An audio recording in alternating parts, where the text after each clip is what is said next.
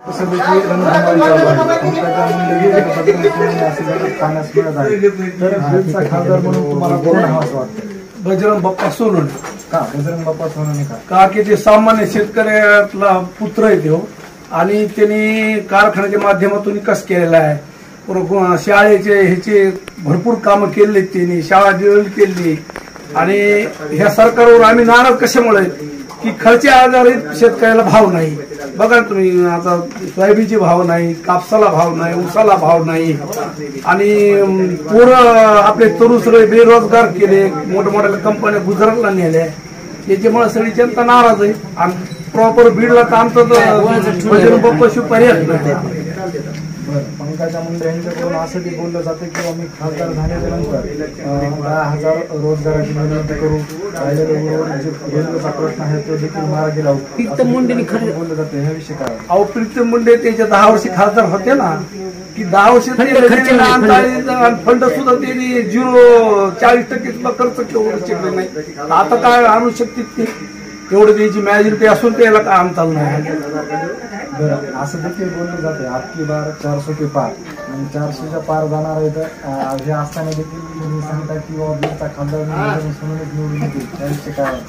102 खासदार त्याची येतील बघा, एवढं मी तुम्हाला सांगू शकतो. 102 सध्या तुमच्याकडे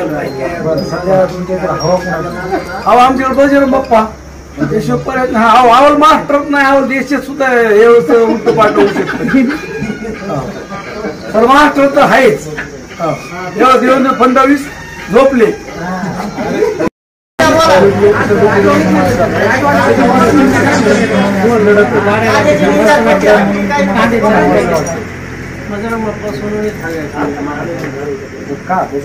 बदल हवा आहे. ह्या मोदी सरकारने काय केलेलं आहे? या पंकजाताईमुळे आता जे आम्हाला तुमचं म्हणणं आहे की मतदान करा, हे करा, ते करा, कशामुळं करा? कारण तुम्ही सांगा आम्हाला, आमच्याकडून विचारून घेऊ नका, तुम्ही सांगा ह्यांच्यामुळं कशामुळं करायचं? हे काय केलं असं शेतकऱ्यासाठी? काय केलं? GST लागू केलेली, मालाला भाव देत नाही. आरक्षणाच्या विषयावर जर बोलायला गेलं तर हे जातीवाद निर्माण केला ह्यात लोकांनी पक्षावर. तुम्ही असं सरकारने काय केलेलं आहे? सरकारने शेतकऱ्यासाठी कोणत्या योजनात? आता हे कालचा कांदा प्रश्नावर जर बोलायचं म्हणलं तर निर्यात बंदी हटवली, पण हे सावळा गोंधळ कोणाच्या लक्षात आलाय का? निर्यात बंदी हटली आणि दिवस आलेत भाव 4 रुपयांनी 5 रुपये. कोणतं मोदी सरकार हे असं? गुजरातचा जी पांढरा कांदा आहे ती निर्यात बंदीला ठेवलाय आणि ह्या शुल्क जास्त लागू ठेवले आमच्या कांद्यावर महाराष्ट्राचे.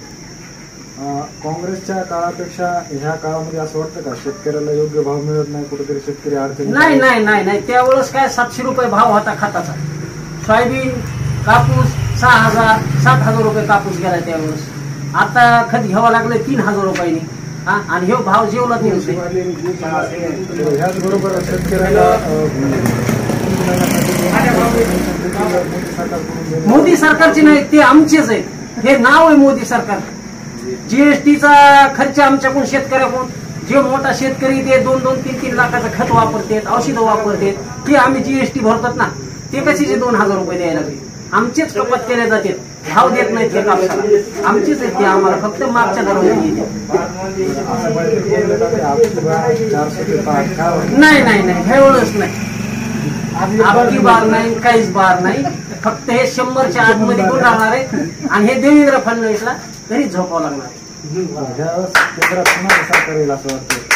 आता हे बाई सत्ताचं काही कोणी सांगू शकत नाही, पण आता पुढचं बाप्पाच्या माग आहेत आम्ही, वरचं काही सांगू शकत.